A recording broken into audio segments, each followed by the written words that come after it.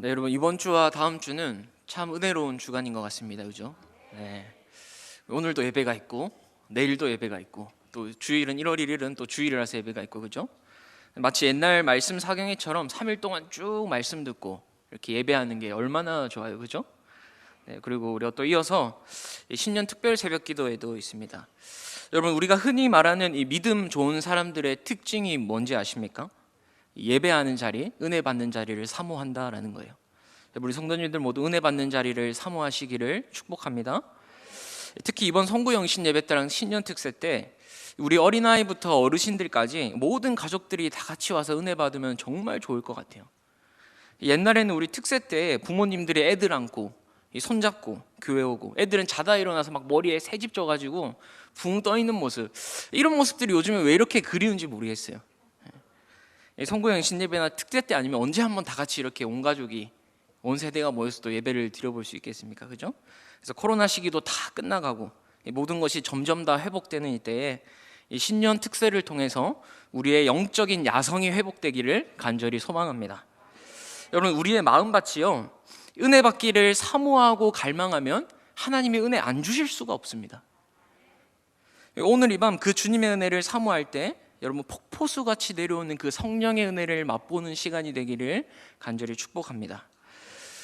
우리 지난번에 저와 함께 아브라함의 이야기를 좀 살펴봤죠. 문제투성인 아브라함 인생에 하나님이 찾아오셨습니다. 너는 내 고향과 친척과 아버지의 집을 떠나 내가 내게 보여줄 땅으로 가라. 내가 너로 큰 민족을 이루고 내게 복을 주어 내 이름을 창대하게 하겠다. 너는 복이 되겠다 라고 약속해 주셨습니다.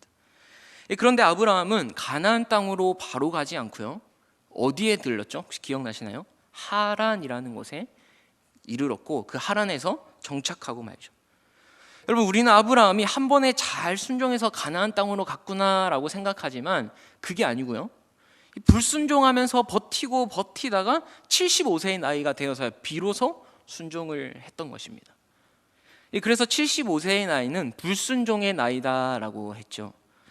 그런데 하나님께서는 이런 아브라함의 모습을 아시고도 히브리서 11장 믿음장에서 뭐라고 얘기하시냐면 아브라함의 믿음을 굉장히 대단한 믿음으로 포장해 주세요. 여러분, 이것이 은혜입니다. 이것이 은혜예요. 비록 작은 믿음이라 할지라도 하나님이 그래도 믿음이 있다고 인정해 주시는 은혜. 여러분, 이 은혜 때문에 우리가 하루하루 살아갈 수 있는 거 아니겠습니까? 여러분, 아브라함은 왜 가나안 땅으로 바로 가지 않고 하란에 정착했을까요? 당시 아브라함이 살던 곳 갈대아 우르라는 곳은요, 당시 세계 최고의 도시였습니다. 이 갈대아 우르는 세계 4대 문명인 메소포타미아 문명 들어보셨죠? 이 메소포타미아 문명의 발상지인데요, 좌우에 티그리스 강과 유프라테스 강이 흐르는 그야말로 어마어마한 도시였죠. 아마 그곳에서 아브라함도 성공의 부푼 꿈을 꿈고 살아갔을 거예요. 성공의 부푼 꿈. 그런 부족할 것 없는 아브라함 인생에 이제 어느 순간 하나하나씩 쓰나미가 닥쳐오기 시작합니다. 형도 죽고요, 아내는 결혼했는데 임신을 못하고요, 자녀를 갖지 못하고요. 이 절망 속에 있는 아브라함에게 하나님이 찾아오시죠. 큰 민족을 이루어주겠다, 내 이름을 창대하게 하겠다. 여러분, 얼마나 위로가 됐겠습니까? 이때 아브라함이 이 말씀을 듣고 갈대아 우르를 떠났는데요, 처음부터 무슨 대단한 믿음이 있어서 떠난 건 아닙니다. 집안은 점점 망해가지, 하나님이 복 주신다니까, 큰 민족을 이루어 주신다니까 간 거예요. 그런데 그렇게 떠나서 가는 도중에 아브라함의 눈에 어느 도시가 눈에 들어옵니까? 하란이라는 곳에 눈에 들어왔다라는 거죠. 왜냐하면 하란은 갈대아 우르 못지않게 아주 살기 좋은 도시였습니다. 하란을 본 순간 아브라함 생각에 이 정도면 내가 먹고 살만하겠다, 이 정도면 여기서 다시 시작할 수 있겠다, 분명히 그랬을 겁니다. 여러분, 지금 아브라함은 부르심에 순종했지만 온전한 부르심은 아니었죠. 그러니까 온전한 순종이 아니었어요. 부르심에 떠났지만, 순종해서 떠났지만 온전한 순종이 아니었어요. 여러분, 그래서 아브라함의 스토리가 마치 나의 이야기와 같다라고 얘기를 했죠. 우리의 이야기다. 마치 아브라함의 삶을 보면 우리가 보이는 겁니다. 여러분, 그렇게 아브라함은 하란에 정착해서 나름대로 이 자신의 산업을 잘 일구어 갔던 것 같아요. 돈도 많이 모으고요, 재물도 많이 모으고 사람도 많이 거느렸던 것 같아요. 그리고 그렇게 시간이 지나서 자신의 아버지인 데라가 하란에서 죽습니다. 그때 하나님은 또 한 번 아브라함에게 나타나세요. 그게 우리가 봤던 12장 1절의 그 말씀이죠. 그리고 이제 드디어 아브라함이 하나님의 말씀에 순종합니다. 우리 오늘 창세기 4절 5절 말씀인데요, 앞에 화면 보면서 함께 같이 읽어보도록 할까요? 이에 아브라함이 여호와의 말씀을 따랐고 룻도 그와 함께 갔으며 아브라함이 하란을 떠날 때에 75세였더라. 아브라함이 그의 아내 사레와 조카 룻과 하란에서 모은 모든 소유와 얻은 사람들을 이끌고 가나안 땅으로 가려고 떠나서 마침내 가나안 땅에 이르렀더라. 이 4절에 보시면 아브라함이 여호와의 말씀을 따라갔고, 이제 드디어 여호와의 말씀을 따른 거예요. 처음에는 그저 복 주신다니까, 처음에는 그저 본인의 또 성공을 위해서 그렇게 이제 떠났는데, 이제 드디어 여호와의 말씀을 따라갔고, 그 하나님을 떠날 때의 나이가 몇 세라고요? 75세였더라. 비로소 75세가 되어서야 그 부르심에 순종해서 아브라함이 간 거예요. 자, 근데 여기 아까도 보니까 하란에서 모은 모든 소유 얻은 사람이 있고, 나름 좀 모은 것 같아요, 여러분, 그죠? 떠나기가 쉽진 않았겠죠, 거기서 일구었으니까. 이거 마침내 드디어 가나안 땅으로 들어갔더라. 여러분, 저는 이 구절이 얼마나 은혜가 되는지 몰라요. 하나님께 불순종하며 하나님의 뜻과 상관없이 살던 그런 아브라함을요, 우리 하나님은 결코 포기하지 않으셨습니다. 그런 아브라함을 끝까지 기다려 주시는 거죠. 여러분, 우리 인생은요, 아무리 우리가 발부둥쳐도요, 하나님의 뜻대로 되는 거예요. 하나님께서 이 자리에 있게 하시겠다 작정하셨다면 아무리 돌고 돌아도 결국은 그 자리에 돌아오게 돼 있다라는 거죠. 여러분, 그래서 아브라함도 마침내 가나안 땅에 들어가게 된 것입니다. 자, 그렇게 드디어 가나안 땅에 도착했는데, 이제 우리 이어서 6절 말씀 보실까요? 제가 읽어볼게요. 아브라함이 그 땅을 지나 세겜 땅 모래 상수리 나무에 이르니 그때 가나안 사람이 그 땅에 거주하였더라라고 합니다. 여러분, 아브라함이 지금 어디에 이르렀다고요? 세겜 땅 모래 상수리 나무. 잘 따라오고 계시죠? 네, 제가 어려운 거 질문하진 않습니다. 네. 그래서 자, 먼저 그러면 세겜이 어디냐, 우리 세겜을 한번 볼 텐데 그림 한번 보여주시겠습니까? 네, 바로 이곳입니다. 세겜 글자 보이십니까? 네. 여러분, 보통 이스라엘 전체 지역을 이야기할 때 이 단에서 브엘세바까지라고 말하잖아요, 그죠? 그러니까 최남단이 브엘세바고 최북단이, 이스라엘의 최북단이 단이에요. 근데 딱 그 중간에 있는 곳이 바로 세겜이라는 곳이에요. 그래서 이스라엘에서 이 남쪽으로 북쪽으로 가거나 이 북에서 남으로 갈 때 반드시 거쳐야 되는 도시가 세겜이다라는 거죠. 여러분, 그러니까 이 중앙에 딱 있으니까 당연히 교통이 발달하겠죠. 그리고 교통이 발달하니 뭐가 발달합니까? 상권이 형성되고. 그래서 당시 상업의 중심지 역할을 했던 도시가 바로 이 세겜이었습니다. 그 세겜 땅에는 아주 유명한 나무가 있었는데요, 바로 그 나무가 모래 상수리 나무더라라는 거예요. 이 나무는 모든 동네 사람들이 다 알 정도로 아주 유명한 나무였는데요, 여러분, 이 나무가 그냥 보통 나무가 아닙니다. 이 상수리 나무를 히브리어로는요 엘론이라고 해요. 엘론. 여러분, 엘자 들어가니까 조금 친근하지 않습니까, 우리랑? 그죠? 엘로힘 할 때 엘도 들어가고, 이스라엘, 분이엘. 여러분, 이 엘이 다 뭐죠? 하나님과 관련된 단어로 쓰여요. 그래서 엘이라는 뜻은 전능한, 강한, 신성한, 이런 뜻이 있죠. 그래서 보통 신을 지칭할 때 엘자를 많이 붙입니다. 그런데 지금 어디에 엘자가 붙은 거예요? 나무 이름에 상수리 나무에 엘자가 딱 들어가 있는 거예요. 여러분, 이 나무의 정체 좀 대충 짐작이 가시나요? 이 가나안 사람들, 특히 세겜 사람들은 이 상수리 나무를 신성하게 여겨서 이 나무 밑에서 우상의 제사를 드렸던 것입니다. 여러분, 예전에 우리가 시골에 가면요, 시골 마을어기 앞에 한 300년 된 느티나무가 있으면요, 이 미신 섬기는 할머니들, 할아버지들 어떻게 하죠? 돌 이렇게 탁 쌓아놓고, 뭐 천도 꼬매놓고 비나이다 비나이다 하면서 하잖아요. 그런 거랑 비슷한 거예요, 지금 상수리 나무가. 더군다나 이 상수리 나무에는 이름까지 붙여져 있습니다. 아까 6절에 보니까 뭐라고 돼 있냐면요, 세겜 땅에 있는 모래 상수리 나무 이렇게 돼 있어요. 모래 상수리 나무. 여기서 모래가 무슨 뜻이냐, 바로 히브리어로 가르치는 자라는 뜻이에요. 선생님, 이런 뜻입니다. 그러니까 이 모래 상수리 나무 밑에서 점쳐주고 예언해주면서 이 섬기는 우상 숭배가 굉장히 만연해 있었던 거예요. 우상을 섬기는 자들이 신의 계시를 받아서 사람을 가르치고 제사 지내던 그 상수리 나무. 그러니까 모래 상수리 나무 그러면 모든 사람들이 다 아는 것이죠. 여러분, 이런 우리 배경을 가지고 6절을 한번 다시 보실까요? 아브라함이 그 땅을 지나 세겜 땅 모래 상수리 나무에 이르니. 자, 여기 세겜 땅 모래 상수리 나무에 이르렀다는 것이 이제 어떤 곳인지 그려지시죠? 예. 자, 그곳에 이르렀는데 그때에 누가 거주하였다고요? 가나안 사람이 거주했대요.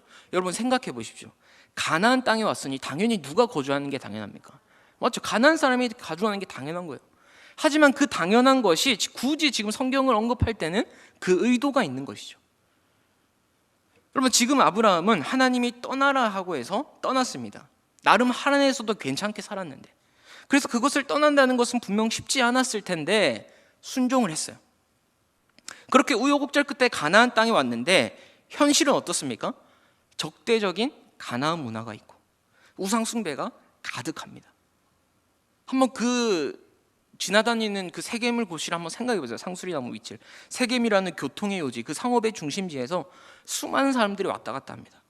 그러면서 그 상수리나무 아래에서는 얼마나 많은 사람들이 점을 치고 예언을 하고 제사를 지내고, 당시 우상의 제사는 신전 창기들도 있어서 분명히 온갖 더러운 성행위들도 일어났을 거예요.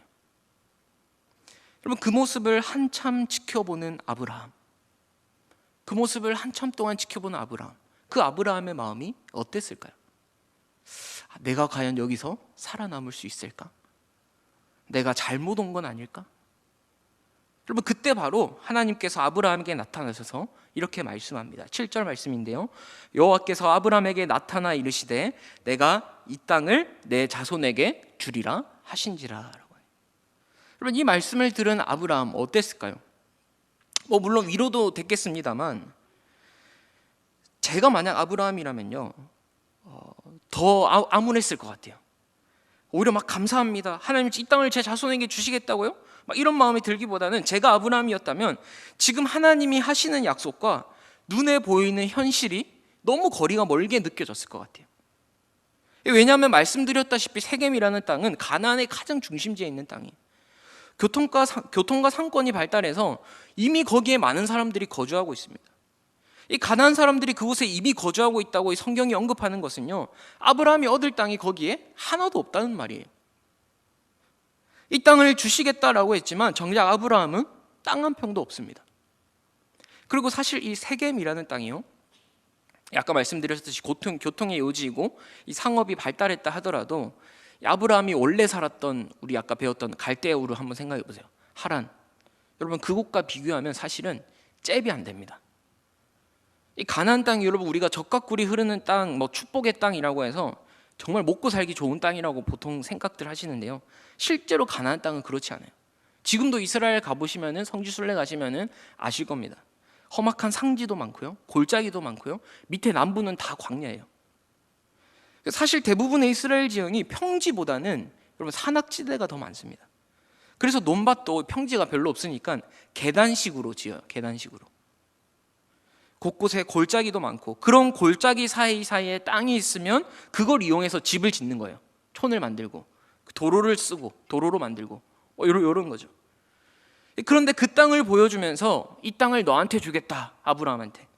저 같으면 속으로 원래 살던 땅이 더 좋았는데 그랬을 것 같아요. 더군다나 가나안은 지금 우상 숭배가 가득한 땅입니다. 이 문화에 나도 같이 물들지 않으면 도저히 살아남을 수 없는 땅이에요. 살아남으려면 그들의 문화와 그들의 살아가는 방식을 따라야 할 것 같은데, 하나님을 믿는 이 신앙도 제대로 지키기 힘들 것 같은데, 더군다나 이 땅을 내 자손에게 준다고? 여러분 아브라함 지금 자식이 있습니까? 아직 자식 한 명도 없어요. 앞으로도 생길 가망성이 잘 안 보여. 여러분 하나님께서 복을 주겠다 말씀하지만 아무리 찾아봐도 보이지가 않습니다. 많은 민족을 이루어주시겠다 하시지만 단 한 명의 아들도 없어요. 내가 밟는 모든 땅을 주겠다라고 하시는데 여러분 한 평의 땅도 갖고 있지 않습니다. 가나안 땅에 가서요, 이게 너 땅이다, 땅이라도 주면은 그죠? 여러분 이게 현실이다라는 거죠. 현실. 하나님의 말씀을 따라왔는데 더 답이 없는 겁니다. 그런데도 우리 하나님은 여전히 변함없이 우리에게 그 약속을 주시는 것이죠. 여러분 이것이 바로 믿음의 조상 아브라함에게 하나님이 하신 약속이었습니다. 여러분 우리 하나님은요, 우리의 삶을 인도하실 때도 이와 같이 인도하십니다.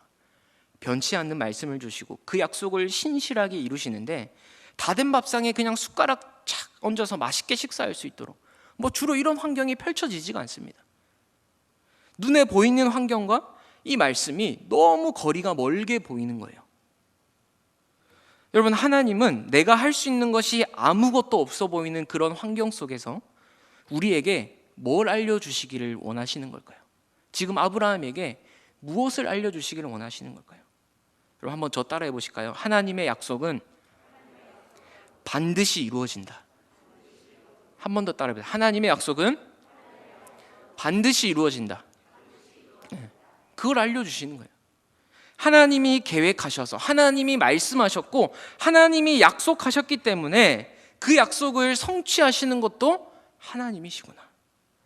여러분, 아브라함 인생 전체에서요, 딱 한 가지 꼽으라면 이겁니다.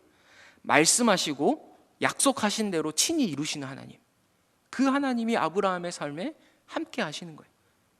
여러분, 그런데 중요한 것은요, 우리의 눈앞의 현실은 그렇지 않다라는 거죠.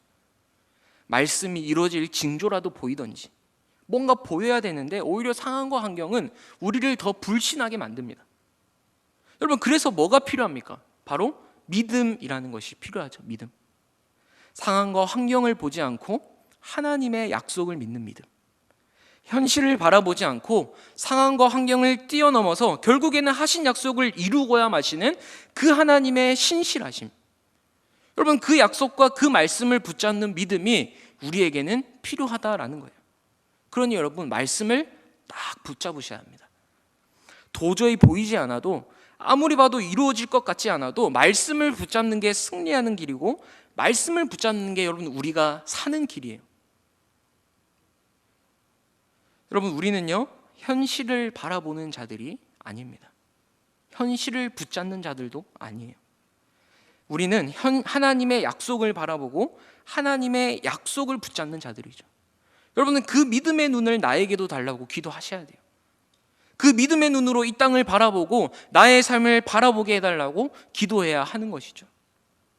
그리고 이것을요, 그저 머리로만 이해하고 있는 것이 아니라 정말 실제 현실에서 우리의 삶에서 딱 맞닥뜨렸을 때 여러분은 그 삶의 현장에서 이 믿음이 발휘가 돼야 되는 거예요. 말씀을 믿는 믿음이 현실을 뚫고 발휘가 돼요. 여러분, 이게 진짜 믿음입니다. 우리가 계속 지금 야고보서 하고 있지 않습니까? 여러분, 야고보서의 핵심이 뭔지 아세요? 행함이 없는 믿음은 죽은 믿음이라는 거예요. 우리의 진짜 믿음은 행함과 결부될 때 뗄려 떨어질 수가 없습니다. 행함과 믿음은. 그 행함이 있는 믿음이 진짜 믿음이다라는 거예요. 여러분, 우리의 그 삶의 자리에서 말씀을 믿는 믿음이 그 믿음이 여러분 작동되고 발휘되시기를 간절히 소망합니다. 이 거대한 현실보다 더 크신 하나님의 계획과 그 약속이 있음을 믿고요, 늘 승리하시는 우리 성도님들 되시기를 주님의 이름으로 축복합니다. 오늘 아브라함도요, 그 말씀을 그래도 부여잡았던 것 같아요. 먼 타국 땅에 와서, 그죠? 말씀 따라왔으니 그래도 그거라도 붙잡아야죠. 내가 이 땅을 내 자손에게 주리라 하신 그 말씀에 여러분 아브라함의 반응이 나오는데요, 어떠냐면요, 7절 우리 한번 다시 보실까요? 여호와께서 아브라함에게 나타나 이르시되 내가 이 땅을 내 자손에게 주리라 하신지라. 자, 여기서 중요합니다. 자기에게 나타나신 여호와께 어떻게 했다고요? 그가 그곳에서 제단을 쌓았다. 여러분, 제단을 쌓았다는 게 뭐죠? 하나님께 예배드렸다는 거예요. 지금 상황을 잘 보시면요, 아브라함이 마침내 가나안 땅에 이르렀어요. 그 땅에 이르렀는데 그 땅에 와서 보니 온갖 우상 숭배와 이 적대적인 가나안 문화가 판을 치고 있는 거죠. 사람들은 모래 상수리 나무에서 신들린 자에게 가르침을 받고요, 잘 먹고 잘 살기 위해 비나이다 하고 있고, 바로 그때 그 장소에서 하나님이 딱 나타나시더니 내가 이 땅을 내 자손에게 주겠다. 여러분, 무슨 말입니까? 이곳에서 우상 숭배하며 비나이다 했던 그 세상의 헛된 신이 복을 주는 것이 아니라 참된 복은 너를 인도하는 그 창조주 여호와 하나님, 바로 내가 주는 것이다 라고 알려주는 거예요. 그러니 너는 이 세상 문화에 휩쓸리지 말고, 지금 아브라함이 그 문화를 보고 있는 거예요. 상수리 나무 아래에서. 너는 이 세상 문화에 휩쓸리지 말고, 아무리 다른 사람들은 그 신에게 비나이다 할지라도 복을 주는 분은 바로 내가 여호와 하나님 내밖에 없다. 그걸 알아라 라는 거죠. 그러니 너는 그 문화에 휩쓸리지 말고, 그 우상 숭배에 빠지지 말고 나만 바라보고 나만 섬기고 나만 예배하거라 라는 겁니다. 그리고 이 말씀에 대한 반응으로 아브라함이 제단을 쌓은 것이죠. 네, 하나님, 저는 하나님만 섬기겠습니다. 하나님만 예배하겠습니다. 나에게 진정한 복을 주실 분은 하나님이십니다. 그 믿음의 반응으로 지금 제단을 쌓고 예배를 드리고 있는 거예요. 여러분, 그런데 저는 여기서요, 제 눈과 마음에 확 들어온 단어가 있는데요. 여러분, 지금 아브라함이 하나님께 어디에 제단을 쌓았다고 되어 있죠? 7절에 다시 보시면요, 그곳에서라고 되어 있어요. 그곳에서 보이시나요? 아브라함이 그곳에서 제단을 쌓았는데, 여러분, 그곳이 어디입니까? 바로 세겜 땅 모래 상수리 나무입니다. 우상 숭배가 만연해 있는 곳, 온갖 악한 가나안 문화가 판을 치고 있는 곳, 바로 그곳에서 아브라함이 하나님께 예배를 드렸다는 거예요. 하나님을 대적하고 하나님을 인정하지 않는 가나안 사람들이 가득합니다. 우상 숭배와 온갖 악이 넘쳐나는 그 땅에서, 바로 그 세상 한가운데서 지금 아브라함은 하나님을 위한 단을 쌓고 있는 거예요. 하나님을 위한 예배자로서 서 있었다라는 겁니다. 여러분, 진짜 예배, 참된 예배자는요, 아무도 예배하지 않는 곳에서 예배하는 것이 진짜 예배자입니다. 내가 살아가는 직장, 내가 살아가는 환경에서 여러분, 그 누구도 하나님을 찾지 않아요. 그 누구도 하나님을 예배하지 않아요. 오히려 돈을 숭배하고요, 성공을 숭배하고요, 세상의 가치를 따르는 그 세상 한가운데서 나는 살아계신 하나님만 섬기겠노라, 나는 살아계신 하나님만 예배하겠노라. 그 예배자의 정체성을 가지고 세상의 문화와 세상의 가치가 만연해 있는 바로 그곳에서 하나님을 예배하는 것, 여러분, 이것이 진짜 예배다라는 겁니다. 여러분, 신약에 보면요, 이 사마리아 수가성 여인이 나오죠. 우물가의 여인. 그 수가성 여인이 예수님과의 대화를 통해서 예수님의 자신의 과거를 다 알고 있어요. 남편이 5 있었고 지금 있는 것도 네 남편이 아니고 과거를 다 알고 계시자 이 수가성 여인이 예수님을 뭐라고 생각하냐면, 선지자구나, 이분이 선지자구나 생각합니다. 그리고 나서 이 선지자라고 생각한 이 여인은 그동안 자신이 가장 궁금했던 것을 한 가지 질문해요. 그게 뭐냐면, 바로 어디서 예배해야 됩니까? 라는 거였어요. 당시 사마리아인들은 그리심산에서 예배해야 한다라고 하고, 유대인들은 예루살렘에서 예배해야 한다라고 했는데, 도대체 어디서 예배하는 것이 더 정당성이 있냐라고 예수님께 물어본 거예요. 그러자 예수님이 이렇게 대답합니다. 이 산에서도 말고 예루살렘에서도 말고 너희가 아버지께 참되게 예배할 때가 이르게 되는데, 아버지께 참되게 예배하는 자들은 영과 진리로 예배할지니라 라고 해요. 그럼 요한복음 4장 23절 우리 같이 한번 화면으로 읽어보도록 하겠습니다. 시작. 아버지께 참되게 예배하는 자들은 영과 진리로 예배할 때가 오나니 곧 이때라. 아버지께서는 자기에게 이렇게 예배하는 자들을 찾으시느니라. 여러분, 어디서 예배 드려야 됩니까? 라고 예배의 장소를 묻고 있는 여인에게 예수님의 대답은 뭐죠? 영과 진리로 예배해야 된다. 이거는 하우거든요. 웨얼로 물어봤는데 하우로 답하신 거예요. 동문서답 같은데 지금 예수님이 말씀하신 것은 이겁니다. 어디서 예배 드리냐가 장소가 중요한 것이 아니라 어디서든지 영과 진리로 예배하는 것, 참되게 예배하는 것이 중요하다라는 거예요. 하나님이 찾으시는 예배자는 바로 영과 진리 안에서 예배하는 자다. 여러분, 우리가 어디에 있든지 아버지께 영과 진리로 예배할 때 그 예배를 하나님께서 기뻐 받으시는 줄 믿습니다. 하나님은 바로 이런 예배자를 찾고 계시는 거예요. 여러분, 사실 우리가 교회에서 예배 드리는 건 우리 다 여기 신앙생활 10년, 20년 오래 하셨기 때문에 그렇게 어렵지 않습니다. 교회 오면 분위기가 다 예배하는 분위기고요. 그래서 누구나 다 교회 와서는 하나님께 예배할 수 있어요. 우리 아까 찬양했던 것처럼 조금만 마음 먹으면 누구나 다 찬양할 수 있고 뜨겁게 기도할 수 있고 찬양할 수 있습니다. 하지만 여러분, 우리가 세상에 들어가서 우리가 살아가는 그 삶의 현장에서 그 세상 속에서 하나님을 예배하는 것은 쉽지 않아요. 아무도 예배하지 않는 곳에서 하나님만 예배하는 것 쉽지 않습니다. 왜? 세상의 현실은 하나님이라는 존재에 대해서 관심이 없거든요. 여러분, 그래서 우리도 모였을 때는 막 하나님 찾고 구하다가도 세상에 나가면 하나님이라는 존재에 관심이 없기 때문에 우리 역시 거기에 휩쓸리는 거예요. 그리고 세상은 어떻습니까? 자기 욕망을 이루려고 하죠. 하나님이 아닌 다른 것을 숭배하는 것이 세상의 현실입니다. 여러분, 이게 바로 성도가 세상에서 경험하는 현실이더라는 거예요. 그러나 여러분, 진정한 예배자는요, 그런 현실 속에서도 굴하지 않고 꿋꿋이 하나님을 예배하는 자, 그 세상의 중심에서 하나님의 이름을 외치는 자, 바로 그곳에서 하나님의 영광을 드러내고 하나님만을 섬기는 자가 진정한 예배자입니다. 그래서 여러분, 진짜 예배자는요, 사실 우리의 삶의 자리에서 판결 나는 것 같아요. 교회 와서만 딱 예배하고 삶으로 돌아가서는 세상 사람들과 똑같은 가치를 따라서 돈을 숭배하고 세상을 숭배한다? 여러분, 이건 애초에 죄송합니다, 하나님을 제대로 예배한 거라고 볼 수는 없어요. 내가 살아가는 삶의 자리에서도 하나님을 예배하느냐, 예배하지 않느냐. 예배하고 있다면 내가 정말 무엇을 예배하고 있는가? 여러분, 돌아보셔야 됩니다. 점검해 보셔야 돼요. 사실 삶과 예배는요, 동떨어진 게 아닙니다.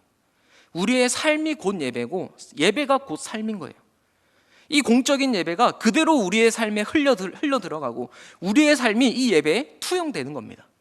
여러분, 그래서 우리가 모였을 때, 주일 예배 모였을 때 어떻게 합니까? 하나님의 영광과 임재를 맛봐야 돼요. 여기서 그 하나님의 은혜를 경험해야지 우리가 나가서 하나님의 자녀로, 예배자로, 정체성으로 살아갈 수 있는 것이죠. 사랑하는 성도 여러분, 내가 살아가는 그 삶의 자리가 하나님이 나를 부르시고 나를 보내신 곳이라 믿고 그곳에서 예배하는 참된 예배자가 되시기를 주님의 이름으로 축복합니다. 계속해서 8절에 보면요, 아브라함이 이제 세겜을 지납니다. 세겜을 지나서 베델 동쪽으로 거처를 옮기는데요, 그곳에서도 여전히 하나님을 위한 제단을 쌓아요. 8절 보실까요? 거기서 베델 동쪽 산으로 옮겨 장막을 치니 서쪽은 베델이요 동쪽은 아이라. 그가 그곳에서 여호와께 제단을 쌓고 여호와의 이름을 부르더니라고요. 지금 아브라함이 장소를 옮겼죠. 베델과 아이 사이에 장막을 치고 난 뒤 그 옮긴 장소에서도 지금 가장 먼저 뭘 하고 있는 겁니까? 여호와께 제단을 쌓고 여호와의 이름을 불렀다. 가는 곳곳마다 항상 먼저 하나님께 예배하는 모습이죠. 모래 상수리 나무에 가면 그곳에 제단을 쌓고, 베델과 아이에 가면 그곳에 제단을 쌓고, 훗날 헤브론에 가서도 그곳에서 제단을 쌓고, 지금 아브라함은 내가 살아가는 삶의 자리에서 예배의 제단을 쌓고 있는 것입니다. 여러분, 어디로 가든지 나의 삶의 현장에서 가장 먼저 된 우선순위는요, 늘 하나님께 예배하는 것이 되어야 합니다. 내 삶의 모든 자리가 예배의 현장이 되어야 하는 것이죠. 우리 대길교회 성도님들 모두 하나님을 예배하는 예배자의 정체성을 가지고 이 삶의 자리에서 믿음의 제단을 차곡차곡 잘 쌓아가시기를 소망합니다. 여러분, 내가 걸어가는 곳곳마다 하나님을 향한 예배의 제단을 쌓는다는 것은요, 내 삶의 주인이 하나님이다라는 것을 인정하는 행위입니다. 그분이 나를 주관하시기에 내가 오직 그분만을 의지하며 살겠습니다, 그분만을 바라보며 살겠습니다라는 표현인 것이죠. 부디 바라옵기는 우리 성도님들 모두 삶의 모든 자리에서 하나님을 인정하시고 그분의 이름을 부르면서 우리의 일상 속에서의 제단을 쌓아가는 삶이 되시기를 주님의 이름으로 축복합니다. 여러분, 우리가 이렇게 예배의 제단, 믿음의 제단을 쌓을 때요, 여러분, 어떤 기적이 일어나는 줄 아십니까? 다들 우리가 경험해 보셨겠지만 우리가 그렇게 눈물 흘리고 찬양하고 기도하고 딱 예배 문 밖에 나간다고 해서 여러분, 뭐 갑자기 상황과 환경이 확 바뀌지는 않습니다. 뭐 그런 경우도 있어요. 하나님 역사하시면 불가능이 없으니까 상황과 환경을 바꾸시기도 하시지만 거의 대부분은 그대로예요. 아브라함으로 치면 갑자기 세겜 땅이 내 것이 된다든지, 뭐 자식이 갑자기 한 명이 생긴다든지 뭐 그러지는 않아요. 하지만 어떤 은혜를 주시느냐, 여러분, 이 험악한 세상 속에서 오늘 하루를 버티고 살아갈 수 있는 힘을 주십니다. 여러분, 이게 기적이에요. 상황과 환경은 바뀌지 않고 그대로인데 이상하게 내 마음이 평안해집니다. 상황과 환경을 보면 도저히 기뻐할 수 없는데 내 안에 기쁨과 감사가 흘러 넘쳐 나오는 거예요. 여러분, 믿음의 제단을 쌓았다고 해서 당장 뭐가 달라지지는 않습니다. 그러나 기도할 때마다 하루하루 살아갈 힘을 주시고 척박한 가나안 땅을 걸어갈 힘을 주시고, 그래서 결국엔 여러분, 누가 이기는 줄 아십니까? 끝까지 예배의 제단을 쌓는 자가 이기는 거예요. 믿음의 경주를 마친 성도가 결국엔 승리하게 됩니다, 여러분. 그래서 오늘 말씀 9절에도 보면요, 이렇게 되어 있습니다. 점점 남방으로 옮겨갔더라라고 하죠. 여러분, 먼 타국에 와서 이방인이요, 가나안 남쪽까지, 북쪽부터 남쪽까지 쭉 내려간다는 게 쉽지 않습니다. 중간에 막 공격받고요, 어떻게 될지 몰라요. 그런데 점점 남방으로 옮겨갔다라는 것은 가는 곳마다 하나님이 함께 하셨다라는 거예요.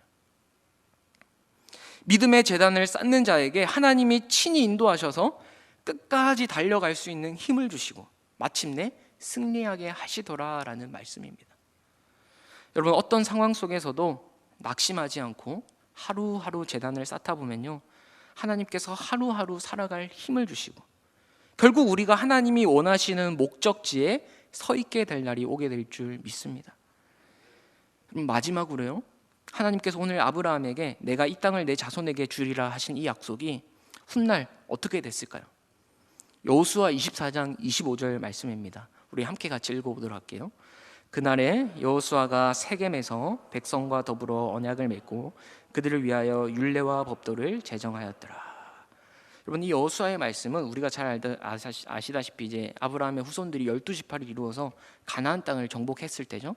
그 가나안 땅을 정복하고 이제 하나님 앞에서 서약하는데 방금 말씀 9절에 어디에서 모입니까? 세겜입니다. 세겜.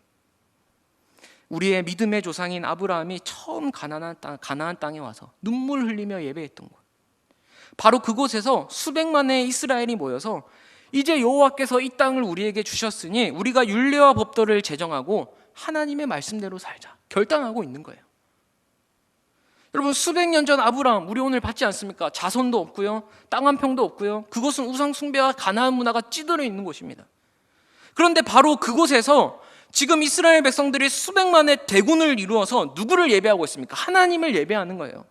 하나님만 섬기기로 결단하고 언약을 맺고 있는 것이죠. 여러분, 놀랍지 않습니까? 하나님의 일하심이 놀랍지 않습니까? 아무것도 보이지 않고 이 말씀이 현실적으로 이루어질 수 있을까? 도저히 답이 없었는데 하나님의 때가 되어서 아브라함에게 하신 약속이 하나도 빠짐없이 다 이루어졌습니다. 내 아버지가 눈물 흘린 그곳에 후손들이 다 모여서 하나님이 이 땅을 주셨습니다. 우리도 하나님 잊지 않고 살겠습니다. 예배 드리더라라는 거죠.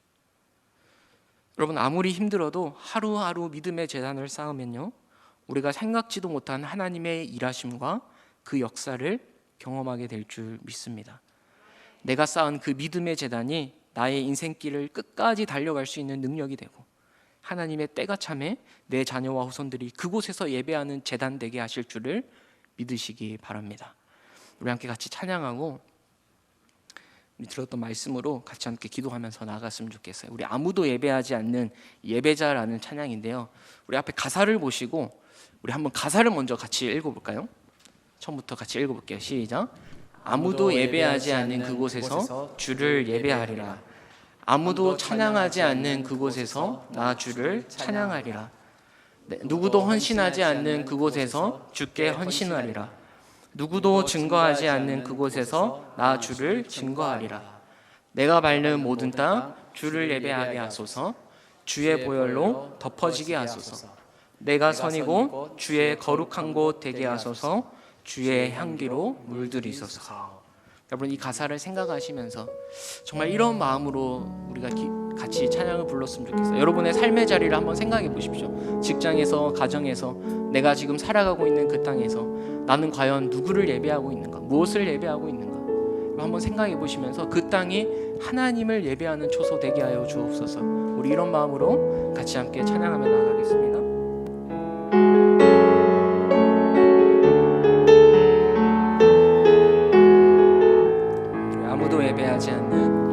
아무도 예배하지 않는 그곳에서 주를 예배하리라. 아무도 찬양하지 않는 그곳에서 나 주를 찬양하리라. 누구도 헌신하지 않는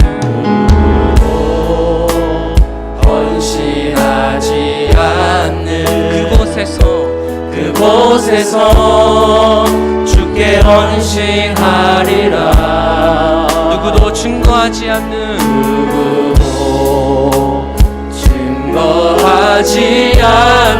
바로 그곳에서 나 주를 증거하리라. 내가 밟는 모든 땅 주를 예배하게 하소서. 주의 보혈로 덮어지게 하소서. 내가 선이고 주의 거룩한 곳 되게 하소서. 주의 향기로 물들이소서. 처음부터 찬양할까요? 아무도 예배하지 않는, 아무도 예배하지 않는 그곳에서 주를 예배하리라. 그곳에서 주를 예배하리라. 아무도 찬양하지 않는 그곳에서 나 주를 찬양하리라. 누구도 헌신하지 않는, 누구도 헌신하지 않는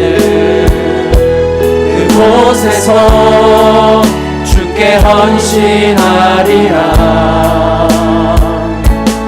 누구도 증거하지 않는 그곳에서 나 주를 증거하리라. 아멘. 내가 말는 보는 땅, 내가 말는 보는 땅 주를 예배하게 하소서. 주의 보혈로 덮어지게 하소서.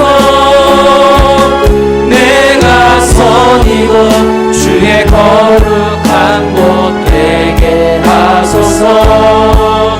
주의 향기로 물들이소서. 내가 말는 보는 땅, 내가 말는 보는 땅 주를 예배하게 하소서. 주를 예배하게 하소서. 주의 보혈로 덮어지게 하소서. 내가 선이고 주의 거룩한 곳 되게 주의 하소서. 보혈로, 주의 향기로 물들이소서. 우리 한 번 더. 내가 말는 보는 땅, 내가 말는 보는 땅 주를 예배하게 하소서. 주의 보혈로 덮어지게 하소서. 내가 선이고 내가 선이고 주의 거룩한 곳, 거룩한 곳 되게 하소서. 주의 향기로 물들이소서. 우리 다시 한 번 더 우리의 마음을 올리며 결단하며 찬양합니다. 내가 말는 보는 땅 주를 예배하게 하소서. 주의 보혈로 덮어지게 하소서. 내가 선이고 주의 거룩한 곳 되게 하소서. 주의 향기로 물들이소서. 우리가 찬양했던 이 고백처럼 아무도 예배하지 않는 그곳에서 예배하는 자가 되기를 소망합니다. 여러분, 하나님은 이런 자를 찾고 계신다고 합니다. 여러분, 무언가를 찾을 때 중요한 걸 찾지 않습니까? 우리 하나님 참된 예배자를 찾으신대요, 이 시대에. 여러분, 저와 여러분이 그런 예배자가 되기를 간절히 소망합니다. 우리가 살아가는 그 삶의 현장에서 믿음의 재단을 쌓고 기도의 재단을 쌓고 예배의 재단을 쌓을 때에 마침내 하나님께서 그 예배의 자리를 통하여서 영광 받으시고 우리의 자손과 후손들 모두 다 하나님을 예배하는 처소로 삼아주실 줄 믿습니다. 여러분, 그러나 우리의 상황과 환경은요, 현실은요 너무 쉽지 않아요. 하나님만을 예배하고 섬긴다는 것 너무 쉽지 않습니다. 여러분, 그래서 우리가 이 자리에 모였을 때 하나님의 능력을 구해야 하는 것입니다. 성령의 능력을 구해야 하는 것이죠.